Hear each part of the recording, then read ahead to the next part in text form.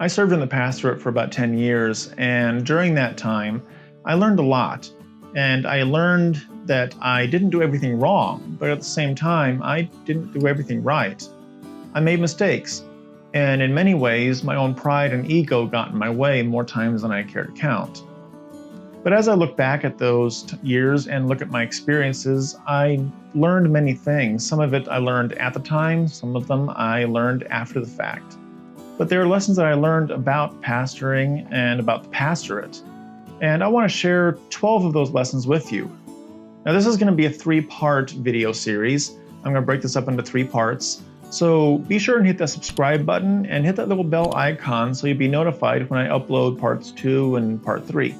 So that being said, let's get into it. Lesson 1, spend the first year or more learning the church's unique culture. Each church is different. It's made up of different people. It's sitting in a different location, in a different town, in a different neighborhood. It may have different practices and different ways of doing things from other churches, even within the same denomination. No 2 churches are alike. Each church is unique. And because it's unique, each church has its own culture. As the new pastor, you need to spend at least the first year, maybe even more, learning your church's culture. Learning how the church operates, learning how it goes about its business, learn how it's done things in the past, learn what it does now, learn about the leadership, both the formal and the informal leadership, learn about how it relates to the community, learn about how it relates to the community leaders, but learn about your church, learn about your congregation, but learn the church's culture. Lesson number 2, spend the first 3 years getting to know the congregation. This was something I did not do in Florida, and I failed in that. I did not take my time to get to know the congregation. And from that, if I'm ever in the pastorate again, I would learn from that failure and I would correct it. So my advice to you and to me, if I ever end up in that position again, is to take the first 3 years to get to know the congregation. Develop relationships with them. Get to know them on a personal level. If you don't know your people, you can't really know how to minister to them because you can't really know them. Jesus said he knows his flock, and as the under-shepherd or the shepherd of the local church, you need to know your flock. You need to know those whom God has given to you to take charge over. Get to know the people. Get involved in their lives. Spend time with them.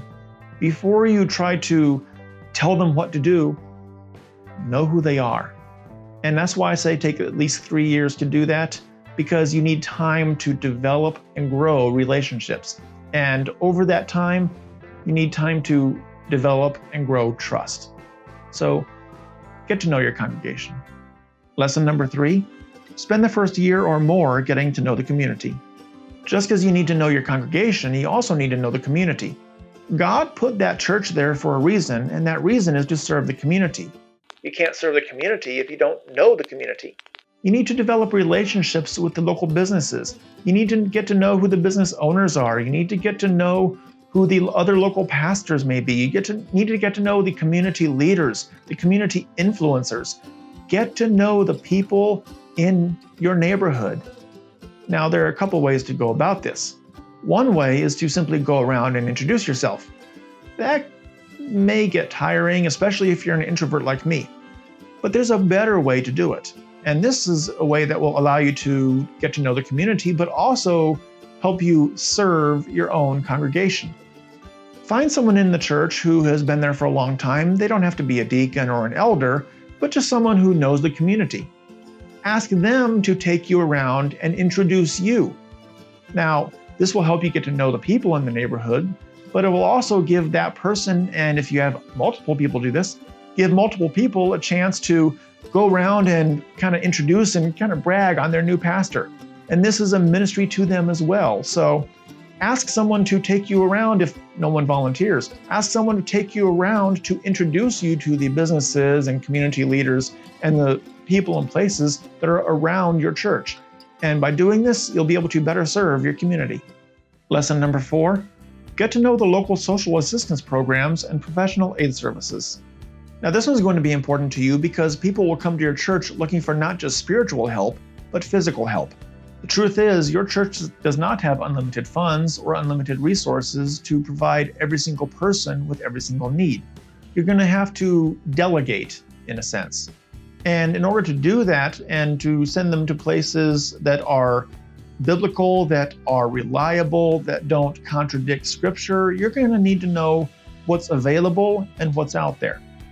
So take some time to get to know what programs are available in your city and in your state and in your county, in actually a different order, city, county, state. But get to know what's available, whether it's a government program or a church program or a nonprofit, whatever it may be, get to know them. Get to know the good ones, get to know the bad ones, so that you can avoid the bad ones. And if you need to use the good ones, you can take advantage of them because that's why they're there. So take time to get to know what's available to help people with their needs. Now, these are the first 4 of the 12 lessons that I wanted to share with you that I learned during my time in the pastorate. Next week, I'll be putting up lessons 5 through 8, and the week after that, I'll be putting up lessons 9 through 12. So stay tuned on my channel. Be sure you're subscribed if you're not already, and hit that little bell icon. But in the meantime, I hope these lessons help you, and I hope the ones that are coming up will help you as well. So have a great day, God bless, and keep knowing, showing, and sharing the gospel.